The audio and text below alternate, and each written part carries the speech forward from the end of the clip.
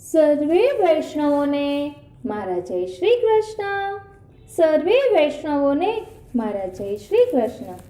આપ સર્વે વૈષ્ણવોનું મૌન આતુરી ચેનલમાં હાર્દિક સ્વાગત છે. અત્યારે આપણે રાસ પંચાધ્યાયનું રસ દર્શન કરી રહ્યા છીએ. ગયા પાઠમાં આપણે રાસ પંચાધ્યાયના બીજા અધ્યાયનું રસ દર્શન કર્યું. હવે તેના ખુલાસા, તત્વાર્થદીપ નિબંધ અને શ્રી સુબોધિનીચે આધારિત આપણે જોઈશું. ગયા પાઠમાં આપણે રાસ પંચાધ્યાય નંદાસી રચિત પણ જોઈ કે ખૂબ જ આનંદ આવ્યો.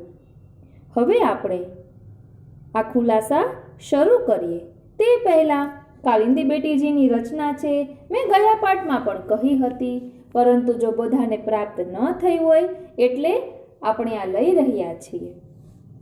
मेरे नैना वाही पे अटके यानी टीके, मेरे नैना वाही पे अटके, चाहे वो मेरो सब कुछ ले जाए, मैं तो वाही ढोटा के निकट रहूं, चाहे वो मुझे दासन की दासी बनाए.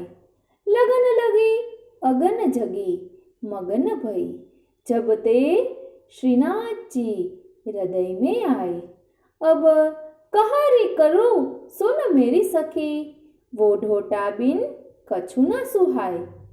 कालिंदी के प्रभु गोवर्धन धर, तुम यानी तुम सब जो सुन रहे हो वो तुम सब सखियन सो मिलाए. कालिंदी बेटीजीनी आ रचना છે.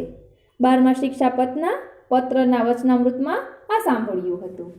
ચાલો હવે આપણે જોઈએ રાસ પંચાધ્યાય અધ્યાય બીજો. વિયોગમાં ગોપીઓએ ભગવાનની શોધ કરી. ભગવત આનંદ સ્થાપન કરવાને માટે ભગવાને જે લીલા કરી તે પહેલા 29મા અધ્યાયમાં કહી. એ લીલા એવી કરી કે જે અંદર પ્રકટ પણ થઈ જાય. એ માટે ભગવાન લીલા સહિત ગોપીના હૃદયમાં પ્રવેશ્યા. અહીં 4 અર્થ કહેવાના છે: રસાસક્તિ, હરિની લીલા અને ગર્વ અભાવ. એ 3 લીલા ભગવાને આ અધ્યાયમાં કરી છે. એ 3 લીલા ભગવાને આ અધ્યાયમાં કરી છે.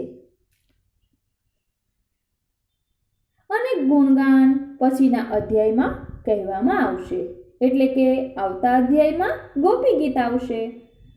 ઉદ્દેશ, લક્ષણ અને ફલથી એ અર્થો કહે છે. એ બીજા 30મા અધ્યાયમાં લીલા આવેશમાં તત્પર થઈને ગોપીઓ રસને અંતઃકરણમાં પ્રકટ કરે છે. એ વાત અહીં કહેવામાં આવે છે. ગુણ વિશિષ્ટ ભગવાન અંતઃ પ્રવિષ્ટ થયા ત્યારે જ્યાં સુધી અંતરદર્શન ન થયું ત્યાં સુધી તાપ પામ્યા, કારણ કે તેઓએ ભગવાનને બહાર જોયા નહીં. તાપ સહજ હતો, તે કામકૃત હતો. તે તો દર્શન, સ્પર્શ આદિ થાય તો જ નિવૃત્ત થાય, એ વગર તો તાપ ચાલુ જ રહે. એ સ્પર્શના અભાવથી હતો, માટે હાથણીનું દ્રષ્ટાંત આપ્યું. ભગવાને ગોપીઓને કાયા, વાણી અને મનથી વશ કર્યા છે. એ ભગવત ભાવને પ્રાપ્ત થઈને ભગવાનની લીલા કરવા લાગ્યા. પ્રથમ ગતિ વડે કાયિક ચેષ્ટા કહી, ઇન્દ્રિય સહિત મનની ચેષ્ટા વશ કર્યાનું કહે છે. અનુરાગ એટલે માનસ સ્નેહ, માનસ સ્નેહવાળું સ્મિત, સ્મિતનો વિલાસ ભગવાનના ભજનમાં રહેલી નિષ્ઠાનો ત્યાગ કરાવનાર છે. જો એમ ન કરે તો ગોપીને જ્ઞાન જ થાય. તેથી સ્મિતથી મોહિત કરી અંતઃ ભગવત સ્ફૂર્તિ થતા એના ધર્મોમાં રૂઢ થયા. વળી મનને રમાડનાર આલાપ એટલે ભગવાનના ગુપ્ત ભાષણો ગોપીને તત્કાળ સુખ કરવા માટે બોલાયેલા. તે 3 પ્રકાર ત્રિવિધ ચિત્તને ખેંચનાર ઉપાય થયા. તેથી તેમને વિયોગનો તાપ ન થવા પામ્યો, પણ એ ભગવત રૂપ થઈ ભગવત ચેષ્ટા કરવા લાગ્યા. ભગવત પ્રિયા એવા ગોપીજનો ભગવાનના જેવી ચાલ ચાલ્યા, ભગવાનના જેવું સ્મિત કર્યું અને ભગવાનના જેવું અવલોકન કરી એમાં જાણે ભગવાન જ પ્રવિષ્ટ થઈને બધું કરતા હોય એમ પ્રિયની મૂર્તિને ધારણ કરી ક્રીડા કરવા લાગ્યા. અન્ય અભિનિવેશ વગર ક્રીડા ન થઈ શકે. વિલાસમાં જે પોતાની દશા પ્રથમ હતી તેનાથી જુદી જાતની એની દશા થઈ ગઈ. એટલે તેઓ પ્રથમ ભોગ્ય હતી, તે હવે કૃષ્ણના આવેશથી ભોક્તૃ થઈ ગઈ. અને આ કૃષ્ણ છે, હું કૃષ્ણ છું એમ કહેવા લાગી. એમાં એ ખોટું બોલતી ન હતી, પણ એ આસક્તિથી તદાત્મિકા થઈ ગઈ હતી. કેવળ ધર્મી જ એમાં આવવાથી એ ધર્મીરૂપ હતા. એટલું જ નહીં, પણ ભગવાનના ધર્મો પણ બધા એમનામાં જોવામાં આવતા હતા. તેથી જ કૃષ્ણ વિહાર વિભ્રમાહા એમ કહ્યું છે. લાકડામાં ભીનાશથી ધૂમ એટલે કે ધુમાડો નીકળે છે, તેમ મનુષ્યના હૃદયમાં સ્નેહ થાય તો વિયોગ અવસ્થામાં એના હૃદયથી ગુણગાનાત્મક શબ્દ નીકળે છે. તે બહાર અને અંદર વ્યાપીને રહે છે. તેમાં પણ ધૂમમાં તારતમ્ય હોય તેવું તારતમ્ય રહે. તેથી અહીં ધર્મી અને ધર્મ અધિક હોવાથી ગોપીઓનું જ્ઞાન એ ઉત્તમ ગણાય છે. કારણ તો એ જ કે જેમ ભગવાનને ગાન કર્યું ત્યારે એ સાંભળી ગોપીઓ આવી, તેમ ગોપીઓ જ્યારે ભગવાનને ત્યાં નથી જોતી ત્યારે પોતે ગાન એટલા માટે કરે છે કે જેમ પ્રભુએ વેણુનાદ સાંભળીને અમે આવ્યા હતા, તેમ અમારા શબ્દોને સાંભળીને ભગવાન અમારી પાસે આવે. આ ગોપીઓનો ભાવ કૃત્રિમ હતો. તેથી તો તેઓ પોતાની મેળે વેણુના શબ્દને સાંભળીને મળ્યા. જ્યારે બધા મળ્યા ત્યારે વિશેષ જ્ઞાન થયું કે ભગવાન આપણી સાથે નથી. ત્યારે શોધવા લાગી, એમાં પણ સર્વાત્માથી તિરોધાન સ્ફૂર્તિ નથી. તેથી અનિયત વૃત્તિવાળા થયા એ ઉન્મત્ત ક્વત એ શબ્દથી થઈ કહ્યું. જેમ ઉન્મત્ત સ્વ પર એટલે કે પોતાનું અને પારકું એવો વિવેક જાણતો નથી, તેમ વસ્ત્ર ખસી જાય એનું અનુસંધાન રાખતો નથી. તેવી ગોપીઓની અવસ્થા થવાથી એક વનથી બીજા વનમાં ગયા. એટલું જ નહીં, પણ ગાંડાની જેમ બીજાને પૂછવા પણ લાગ્યા. શ્રી સુખદેવજી અત્યારે સર્વત્ર રહેલા ભગવાનને જુએ છે.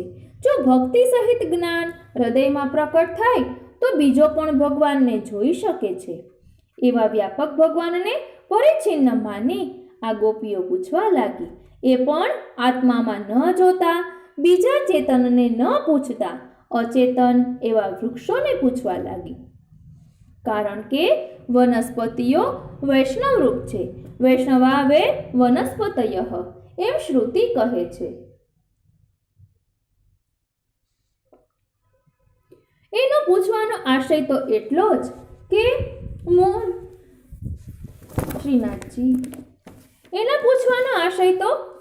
જ કે મૂઢ હોય છતાં વૈષ્ણવો જ વિષ્ણુ ગતિને જાણે છે. પણ અત્યંત ડાહ્યો પણ જે અવૈષ્ણવ હોય તે વિષ્ણુ ગતિને નથી જાણતો. એમ ધારી તેમણે ભગવાન ક્યાં છે એમ વનસ્પતિને પૂછ્યું. જ્યારે એ જવાબ નહીં આપે ત્યારે ભગવત સ્વરૂપનું આ વૃક્ષોને જ્ઞાન નથી એનું કારણ બતાવી એને છોડી બીજાને ભગવત ગતિ જાણતા હશે એવી સંભાવનાથી પૂછશે. એમ કરી પોતાની ભગવાનમાં આસક્તિ છે એ અન્વેષણથી સિદ્ધ કરશે. આસક્તિ વિના ભગવાનનું અન્વેષણ ન કરે. આસક્તિ ન હોય તો એની ગેરહાજરીમાં પોતાને ઘેર પહોંચે. બીજાને પૂછીને પોતાના હૃદયની વાત પ્રકટ કરવાનું સાહસ કોઈ ન કરે. માટે અન્વેષણ એ રસાસક્તિ સૂચક છે. એ કર્યા પછી ભગવત લીલા પ્રકટ થશે. તેથી ભગવદ રૂપ થઈ લીલા કરશે અને ગર્વનો અભાવ થશે. ત્યાં આ અધ્યાય સંપૂર્ણ થશે. ગુણગાન આ પછીના અધ્યાયમાં આવશે. ભક્તિ વડે અત્યંત મત થઈ ગઈ. કેટલીક રોષને લઈને થોડી ગાંડી બની ગઈ. એમાં કોઈક દ્વેષભાવને સ્વીકારી મત્સર કરી ક્રીડા કરવા લાગી. સત્વ આદિ ગુણથી નવલીલા કરે છે. તેથી શકટ આદિથી આવિષ્ટ ગોપીમાં ન્યૂન ભાવ નથી, કેમ કે સર્વત્ર લીલામાં એને ભગવત બુદ્ધિ છે. ભગવત ચરણ સ્પર્શની ઈચ્છાથી પણ દૈત્ય આદિ ભાવને સ્વીકારે છે. તેમજ ઉખડી વગેરે જળભાવ પણ એના સંબંધ અર્થે સ્વીકાર્યો છે. જે ગોપીને ભગવાને સાથે લીધી હતી તેનામાં એ વખતે અભિમાન દોષ ન હતો. જે ગોપીને સાથે લીધી હતી તેનામાં એ વખતે અભિમાન દોષ ન હતો, પણ અત્યારે એને પણ અભિમાન દોષ થયો. તેથી હું ચાલવાને અસમર્થ છું એમ બોલી. ભગવાને એનો ઉત્તર આપ્યો કે તમે સ્કંધારોહણ કરો. પોતાના ખભા ઉપર પોતે ચડવું અશક્ય છે, તેમ ભગવાન ભક્તને ઉઠાવીને લઈ જવાને અશક્ત છે તેવો ઉત્તર મળ્યો. ભગવાને એનું માન જોયું અને પોતે દર્શન આપતા બંધ થઈ ગયા. આ બધું દોષનું કાર્ય સમજવું. જ્યારે એ ગોપીએ ભગવાનને પણ પોતાને ઉઠાવવાની આજ્ઞા કરી ત્યારે તેણે અયોગ્ય આચરણ કર્યું. એ વખતે કાળ વગેરે તે વધુની બુદ્ધિનો નાશ કર્યો. તેથી એ પોતે પણ પશ્ચાતાપ કરવા લાગી. ભગવાન અમારી સાથે રતિ કરશે. પ્રથમ શ્રી યમુનાજીની કૃપાથી ભગવાને કૃપા કરી હતી, તે ફરી એમની કૃપાથી અમને મળશે એવી આશાથી ગોપીજનો યમુના કાંઠે આવ્યા. મળીને કીર્તન કરવાનો હેતુ શો તો એટલો જ કે કોના ભાગ્યથી ભગવાન મળે એ કહી ન શકાય. તેથી બધા મળીને ગાન કરવા લાગ્યા. બીજું સાધન તો એમની પાસે ન હોવાથી ગાન કરવા લાગ્યા, કેમ કે દોષ મટાડવામાં ભગવત ગુણગાન જ મુખ્ય સાધન છે. દોષ મટશે તો ભગવાન સ્વયં ત્યાં પધારશે. શ્રી કૃષ્ણમાં આસક્તિવાળા ગોપીજનો ગુણથી 9 પ્રકારના અને સ્વરૂપથી 2 પ્રકારના છે. એ સમુદાયથી અથવા પૃથકતાથી જુદા ગર્વ છોડી ગુણગાન કરવા લાગ્યા. એમને બીજું સાધન હતું નહીં. પોતાના જીવનને માટે પણ ભગવત ગુણગાન એમને પ્રિય લાગ્યું. પોતાને એકલાને મળશે એવી ખાતરી ન થતા બધા મળીને ભગવાનના વિવિધ ગુણોના ગાન કરવા લાગ્યા.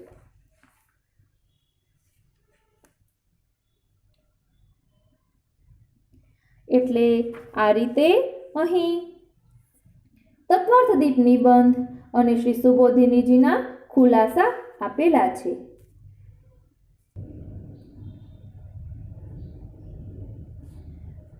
શ્રી સર્વોત્તમ સ્તોત્રમાં શ્રી મહાપ્રભુજીનું નામ છે રાસલીલૈક તાત્પર્ય, એટલે કે શ્રી આચાર્યજી એકમાત્ર રાસલીલામાં જ નિત્યપરાયણ છે. તો એવું શા માટે કહ્યું? તો કહે છે શ્રી આચાર્યજીના સિદ્ધાંતે સમસ્ત શ્રુતિ શાસ્ત્ર આદિમાં જે કંઈ ઉત્તમ ફળો બતાવવામાં આવ્યા છે તે સર્વ ફળોમાં ઉત્તમોત્તમ સર્વોત્તમ ફળ શ્રી કૃષ્ણની રાસલીલા છે. એટલા માટે શ્રી આચાર્યજી શ્રી ભાગવતમાંના રાસ પંચાધ્યાયીવાળા અધ્યાયોને ફળ પ્રકરણ કહી નિરૂપણ કરે છે, જેનું રસદર્શન અત્યારે આપણે કરી રહ્યા છીએ. 10 ઇન્દ્રિય અને 11મા મનથી ભગવાનના સ્વરૂપાનંદનો ઉપભોગ થાય તે જ ઇન્દ્રિયધારીઓનું સર્વોત્કૃષ્ટ ફળ છે. આના અતિરિક્ત બીજું કોઈ ફળ નથી અને આ ફળ રાસલીલામાં જ પ્રાપ્ત થઈ શકે છે. શ્રી ગોપીજનોએ વેણુગીતમાં આ પરમ ફળનું અક્ષણવતામ ફલમિદમ ન પરમ વિદામહ કહીને વર્ણન કર્યું છે. શ્રી આચાર્યજી શ્રી સુબોધિનીજીમાં અક્ષણવતામ ઇન્દ્રિયવતામ ચક્ષુષ્મતામ વા કહી વર્ણવે છે. કારિકામાં વિશેષ ઉલ્લેખ નીચે પ્રમાણે છે. ભગવતા સહ સંલાપો દર્શનમ મિલિતસ્ય વ. ભગવતા સહ સંલાપો દર્શનમ મિલિતસ્ય ચ. આશ્લેપઃ સેવનમ ચાપી સ્પર્શચાપી તથાવિધઃ અધ્રામૃતપાનમ ચ ભોગો રોમોદ્રમસ્તથા તત્કુજિતાનાં શ્રવણામાંઘ્રાણં ચાપી સર્વતઃ તદંતિ કમર્તિ નિત્યમેણં તદ્ભાવનં સદા ઇદમેવેન્દ્રિયવતાં ફલમોક્ષોપી નાન્યથા. અને તેથી દેહધારીઓને રાસલીલામાં જ પરમ ફળરૂપ હોવાથી આ મહાન દાન આપ શ્રી વિમુક્તિ પુષ્ટિ મુક્તિમાં આપે છે. શ્રી આચાર્યજીએ ચંદ્ર સરોવર ઉપર પોતાના સેવકોની પ્રાર્થનાથી આ દેહે જ તેઓને રાસલીલાના દર્શન કરાવી પુષ્ટિ ભક્તિના સુખનો અનુભવ કરાવ્યો હતો. રાસલીલા એક તાત્પર્યના વૈરાગ્ય ધર્મ સૂચક છે. શ્રી આચાર્યજી પોતાના સેવકોને ચંદ્ર સરોવર ઉપર રાસલીલાના દર્શન કરાવે છે, કારણ કે શ્રી મહાપ્રભુજી વસ્તુતઃ કૃષ્ણ એવો છે. એટલે આપણે શ્રી મહાપ્રભુજીની રચના સુબોધિનીજી સમજી રહ્યા છીએ, તો શ્રી મહાપ્રભુજીના સ્વરૂપને સુંદર રીતે સમજીએ તો વધુ સુંદર રીતે સમજી શકાય. એટલા માટે આપણે શ્રી મહાપ્રભુજીનું નામ રાસલીલા એક તાત્પર્ય જોયું. કારણ કે જેવી રીતે શ્રી કૃષ્ણે ગોપીજનોને સાથે રાસલીલા કરી, તેવી રીતે શ્રી મહાપ્રભુજીએ એમના સેવકોને ઠાકોરજીની રાસલીલાના દર્શન કરાવ્યા. આપણે આજના પાઠમાં જોયું કે ગોપીઓને સૌભાગ્યમદ થવાથી પ્રભુ અંતર્ધ્યાન થયા અને પછી ગોપીઓ પ્રભુને શોધવા લાગી. એટલે ગોપીજનોમાં પ્રભુનો આવેશ હતો, તન્મયતા હતી. એટલે તેઓ બધી જગ્યાએ પ્રભુને શોધતી હતી. એટલે જળ અને ચેતનમાં તેને ભેદ જણાતો ન હતો. અને કેવી બધી લીલા કરી તેનું રસદર્શન આપણે અલગથી લીધું. અહીં આપણે તત્વાર્થદીપ નિબંધ અને સુબોધિનીજી આધારે રસદર્શન કર્યું. આ રીતે શ્રી સુબોધિનીજીમાં રાસ પંચાધ્યાયનો અધ્યાય 2 અહીં વિરામ લે છે. આજનો આ સત્સંગ શ્રીનાથજી, શ્રી યમુનાજી, શ્રી મહાપ્રભુજી અને વ્રજભક્તોના ચરણારવિંદમાં સમર્પિત કરું છું. જય શ્રી કૃષ્ણ.